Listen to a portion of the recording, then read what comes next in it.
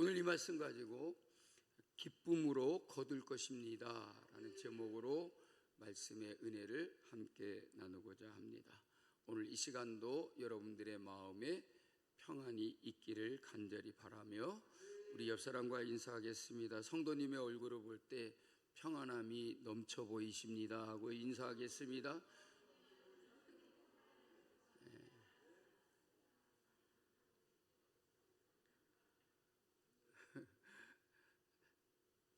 평안함이 넘쳐 보이신 줄로 믿습니다.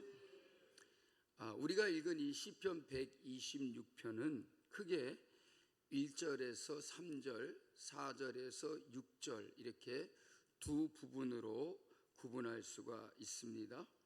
특별히 1절과 4절을 보면 두 부분 모두 다 포로에서 돌아왔을 때와 연관이 되어 있다는 것입니다.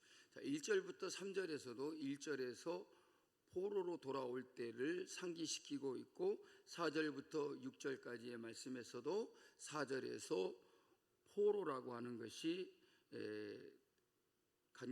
포로와 관계가 있는 그런 말씀입니다. 여기서 포로라고 하는 것은 이스라엘 나라가 바벨론이라는 강대국에 의해서 멸망을 당하면서 많은 사람들이 바벨론으로 끌려갔던 그 사건을 두고 말하는 것입니다.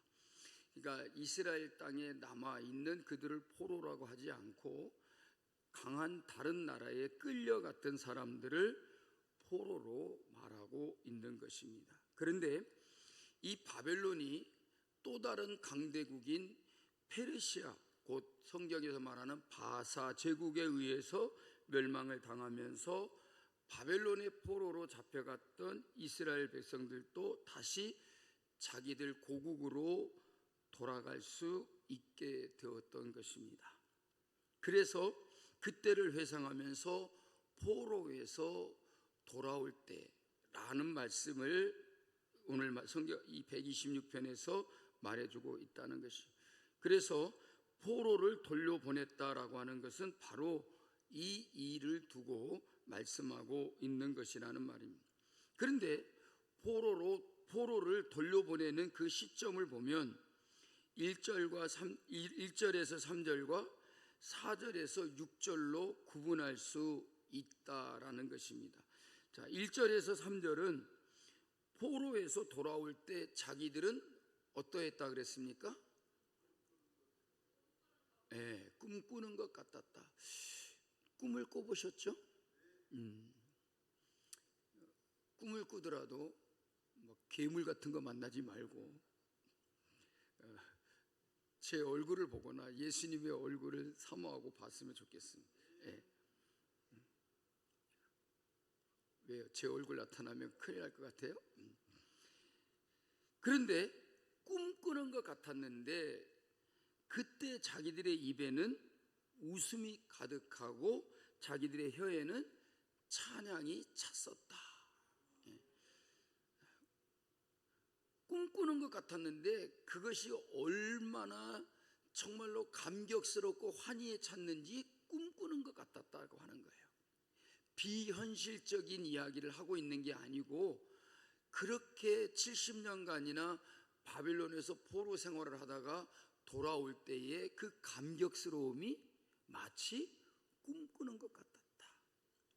도저히 실현 불가능한 일이 이루어진 것이다 라고 하는 그런 의미를 담고 있었다는 거죠. 그러니까 우리가 현실 세계에서 볼 수 없는 것들을 현실 세계에서 우리가 이룰 수 없는 일들을 여러분 어디서 이룹니까? 꿈에서 이룰 때가 있다는 거예요.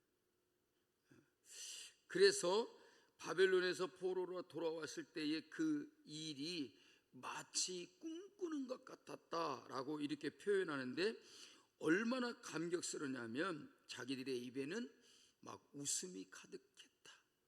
그리고 자기들의 혀에는 찬양이 찼었다. 이 말은 뭐냐면 즐거움이 넘치고 입으로 하나님 앞에 계속적으로 찬송을 불렀다는 이야기죠. 여러분 얼마나 감격스러웠을까 우리가 짐작해 볼 수 있는 그런 말씀인 것입니다. 그러면서 그런 일을 경험하면서 시편 기자는 뭐라고 말하냐면 하나님께서 자기들을 위하여 큰 일을 행하셨도다. 이게 아주 작고 사소한 일이 아니라 정말 놀랍고 위대한 일이었다라고 하는 것이죠. 그래서 큰 일을 행하셨다라고 말하고 있습니다. 그러니까 1절부터 이 3절 말씀은 이미 포로에서 돌아온 것을 감사하고 기뻐하는 내용이었다라고 말할 수 있을 것입니다. 자, 반면에 4절부터 6절 말씀에서는 포로에서 돌아오는 것이 앞으로 일어날 미래의 사건으로 이렇게 소개되고 있습니다. 우선 포로를 돌려보내달라고 했고 씨를 뿌리고 있는 것을 보면 기쁨으로 거둘 것이다 라고 이렇게 말하고 있습니다. 그러니까 아직 실현되지 않은 일에 대한 소망을 품고 이야기하는 것이다 라고 느껴지는 것입니다. 그러다 보니까 이 시편 126편이 언제 지어졌는지에 대해서는 여러 가지 다양한 의견들이 있더라는 겁니다. 왜냐하면 1절부터 6절에서는 이미 이루어졌던 일에 대해서 얘기하고 있는 것 같은데 4절부터 6절 말씀에는 앞으로 일어날 일을 이야기하는 것 같다는 것. 도대체 이게 어느 때인가라고 하는 것을 우리가 짐작할 수가 없다는 것이죠. 그래서 포로에서 돌아올 것이라고 하는 4절부터 6절을 중요하게 생각하는 사람들은 아직 포로에서 돌아오기 전이다라고 그렇게 생각을 하고, 포로에서 돌아왔다라고 이야기하는 사람들은 1절 3절 말씀을 중요하게 여기면서 이미 포로에서 돌아온 후다라고 말하는 것입니다. 그러니까 이 시편 126편이 6절밖에 안 되는데 내용적으로 보면 이미 이루어진 사건과 앞으로 되어질 일을 나누어서 얘기하고 있는 것처럼 보니까 이미 이루어진 일이라 아직 포로에서 돌아오지 않은 때다라고 이렇게 생각을 한다라고 하는 것입니다. 그런데 마지막 6절을 보니까 뭐라고 말하냐면 6절 말씀을 같이 읽어보겠습니다. 울며 씨를 뿌리러 나가는 자는 반드시 기쁨으로 그 곡식단을 가지고 돌아오리로다. 자, 이 말씀에는 시편 126편이 지어진 시기와 무관하게 볼 수 있는 그런 말씀의 내용이라는 것입니다. 바로 울며 씨를 뿌리는 자라는 그 구절인 것입니다. 이 말씀은 포로에서 돌아오기 전이나 돌아온 후에 관계없이 우리 모든 사람들이 하나님의 은총에 대해서 어떤 태도를 취해야 하는지를 우리에게 가르쳐주고 있는 것이라는 거예요. 그러니까 무슨 말이냐면 포로에서 돌아왔든지 아직 포로에서 돌아오지 못했든지 상관없이 이 말씀은 하나님의 은총에 대해서 우리가 어떤 태도를 취해야 하는지를 말해주고 있다는 것입니다. 실제로 한번 생각을 해보십시오. 나라를 잃고 많은 사람들이 포로로 잡혀갔던 민족이 다시 나라를 찾게 되었다면 이 얼마나 특별한 은혜이겠습니까? 어느 누구도 이런 은혜를 경험했다면 결코 그냥 가만히 있을 수가 없을 것이라는 말입니다. 당연히 기쁨의 단을 거둔 마음으로 감사할 수 있어야 할 것이라는 말입니다. 그런데 5절과 6절에 비슷하게 반복되는 말씀을 볼 수가 있습니다.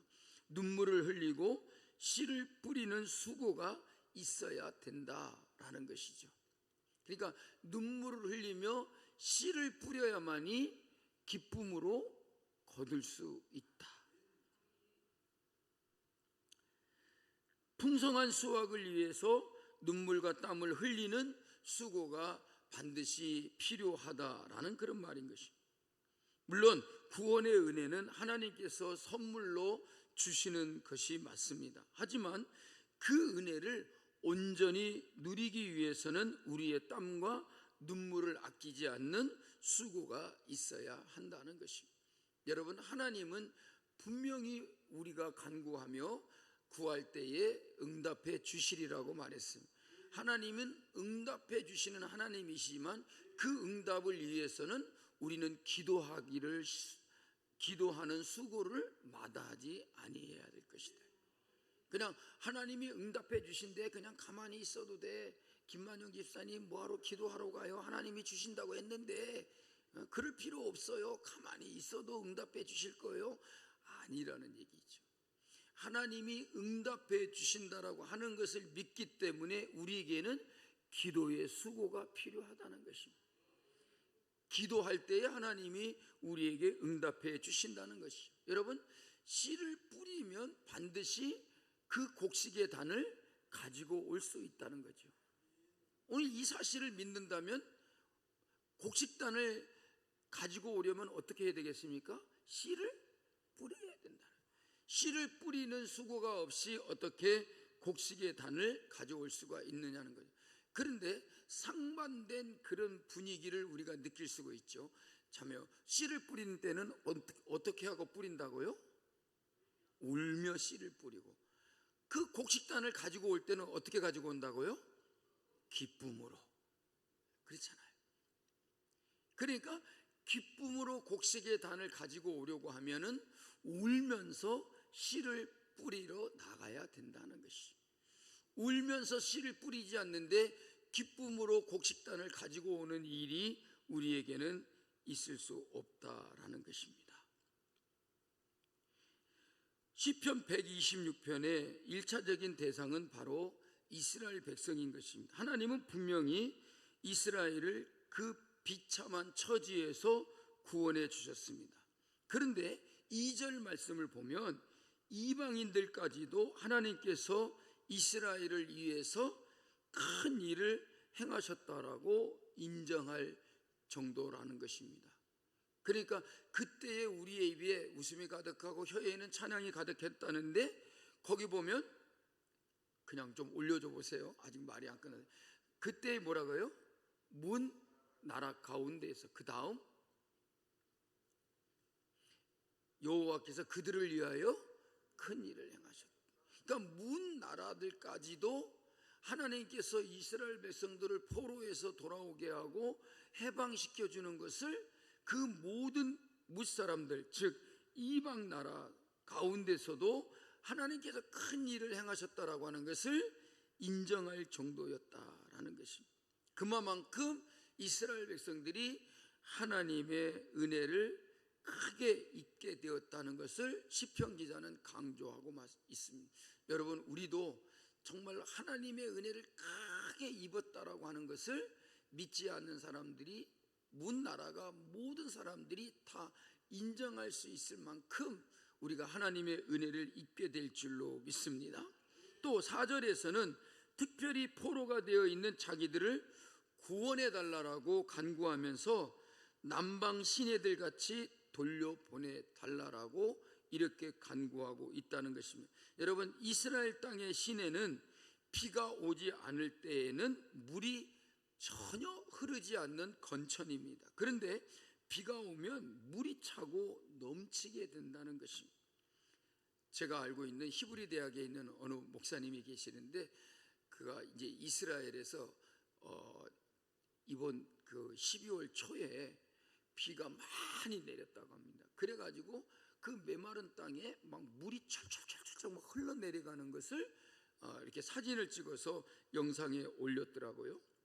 그러니까 남방 시내들 같이 돌려보냈다라고 하는 것은 무슨 뜻이냐면, 포로인 자기들은 시내라고는 하지만 물이 전혀 흐르지 않는 메마른 시내와 개천과 같다라고 하는 것입니다. 그런데 그런 자기들을 하나님께서 구원해 주시면 물이 흘러 넘치는 시내와 마찬가지로 하나님의 은혜로 자기들에게 차고 넘치게 될 것이다, 그렇게 표현하고 있다는 것입니다. 그러니까 비가 오면 그 메마른 건천에 물이 막 철철철 흘러나가는 것처럼 우리를 그렇게 하나님의 은혜로 돌려보내달라고 간구하고 있다는 것입니다. 그런데 여러분, 하나님은 이스라엘 백성뿐만 아니라 오늘 우리에게도 놀라운 은혜의 역사를 펼쳐가신다는 사실을 믿으시기를 바랍니다. 그렇기 때문에 하나님께서 이 땅에 아들 독생자를 보내주셨는데 그것은 이스라엘 백성들만을 위한 것이 아니고, 여러분, 크리스마스는 모든 이방 민족들, 이스라엘뿐만 아니라 유대 민족뿐만 아니라 땅에서 기뻐하심을 입은 모든 사람들에게 하나님께서 베풀어 주신 축복임을 우리가 알 수가 있다는 거죠. 그러니까 성탄절 때도 제가 설교를 할 것 같고 금요영성 집회 때 그런 얘기할 것 같은데, 여러분, 예수님이 이 땅에 탄생하실 때 어디에 나셨죠? 유대 땅에 나셨어요. 그런데 예수님이 유대 땅에 태어났을 때 유대 사람들 중에서 예수님의 나심을 알고 있었던 사람들이 있었나요? 없었나요? 없었어요. 그래서 누가 찾아왔습니까? 동방박사들이. 왜 동방박사들이에요? 동쪽에 있는 나라라는 거예요. 그 동방이 어디냐면 지금으로 말하면 그 이란 지역이거든요. 페르시아, 그때 당시에는 그런 지역인데 동방에서 왔어요. 그러니까 유대 사람이 아니라는 거예요. 근데 성경은 참 놀랍습니다. 이 땅에 오신 예수님은 이스라엘과 유대 민족만을 위한 구주가 아니라 누가 찾아왔다고요? 이방인들이 유대인으로 나신 왕을 찾아왔어요. 그런데 유대인으로 왕으로 왔으니까 가장 먼저 그가 어디에 나셨는지를 알아보려고 어디를 찾아갑니까? 왕궁을 찾아가나요? 헤롯 왕궁을 찾아가서 유대인의 왕으로 나신 이가 어디 있느냐라고 놀라운 선포를 했어요. 근데 그 사람들이 유대인이 아니라 이방인이었단 말이죠.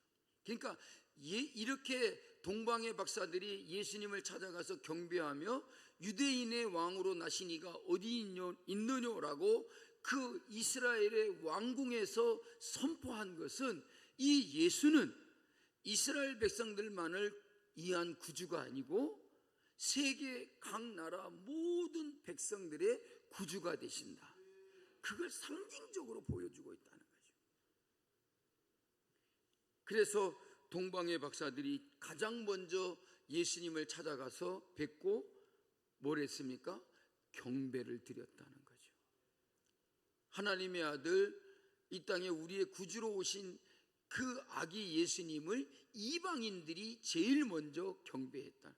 그러니까 유대인들은 예수님이 태어나셔서도 그 사실을 알지도 못하고 있었다는 거예요.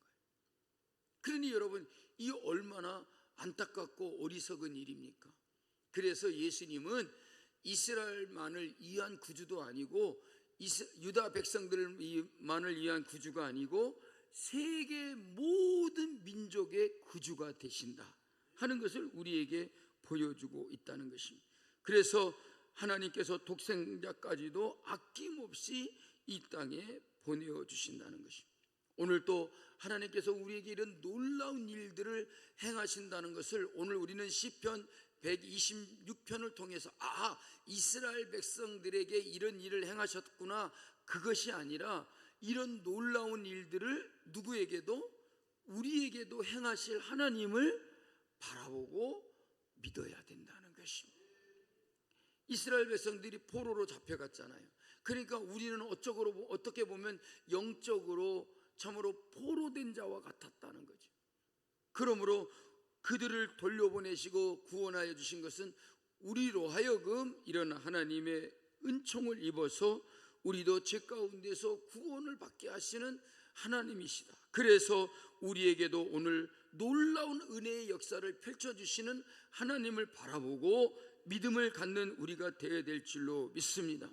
그만큼 하나님께서는 오늘 우리에게도 이스라엘 백성 이상으로 놀라운 구원의 은혜를 우리에게 베풀어 주신 하나님이시다. 그것을 여러분 믿으시기를 주님의 이름으로 축복합니다. 그럼 이제 우리가 해야 할 일이 무엇이겠습니까? 바로 오늘 시편 126편의 5절 6절 말씀에서 보는 대로 이 구원의 은총을 누리기 위해서 믿음의 수고를 감당해야 될 것이라는 것입니다. 그게 뭐 어떻게 표현됐는지 우리 5절 6절 말씀을 읽어보겠습니다. 눈물을 흘리며 씨를 뿌리는 자는 기쁨으로 거두리라다. 울며 씨를 뿌리러 나가는 자는 반드시 기쁨으로 그 곡식단을 가지고 돌아오리라. 여러분, 이렇게 우리가 믿음의 땀과 눈물을 아끼지 않는 가운데 구원의 기쁨을 풍성히 누릴 수 있는 성도 여러분들이 되시기를 주님의 이름으로 축복합니다.